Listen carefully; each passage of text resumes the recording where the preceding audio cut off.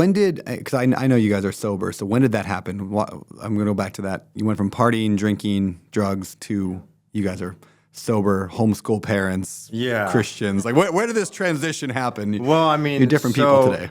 So we both grew up in Christian homes, whatever that was worth. And then, like, she mentioned, we kind of met at our party phase. We were both in that phase for different reasons, but that's when we met. And so we did that for a number of years, and everything worked fine. Everything went well.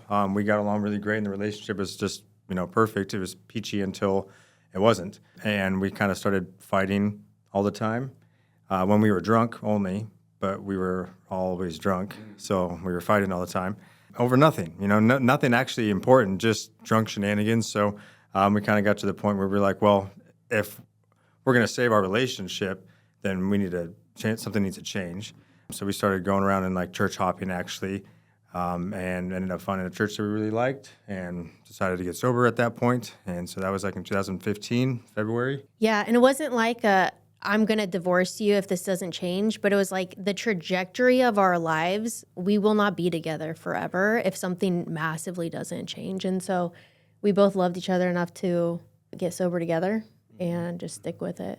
I know this is obviously we're going into the real estate kind of discussion, but could you guys speak to whoever or both, those people who are in that phase right now that are listening to this show? They're in the party phase, they're in the drinking, they're struggling. They know that again, the trajectory of their life is headed to an area they don't want to.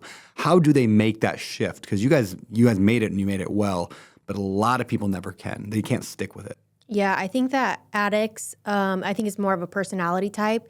And so if you understand that you are that way, you can choose what you're addicted to. So a lot of times with addicts, you'll see that if they go to rehab, they might give up drinking, but they pick up smoking. And so they're really just swapping one addiction for another. But you can pick really productive habits to be addicted to. So for us, it was like we got addicted to God, and I was going to like small groups every single day to fill up the time where I used to be drinking.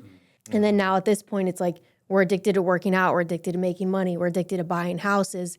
And we can all look at that and be like, those are really productive addictions. So I don't have to do drugs and alcohol anymore, That's actually, that's a brilliant point, because it is like most addicts I've ever known have just gotten addicted to something else, and you get to choose what you want to be addicted to. So you just choose to funnel into a healthy When you obsession. think about it that way too. Something's always got to fill the void. So you have to like immediately fill it with something that you want.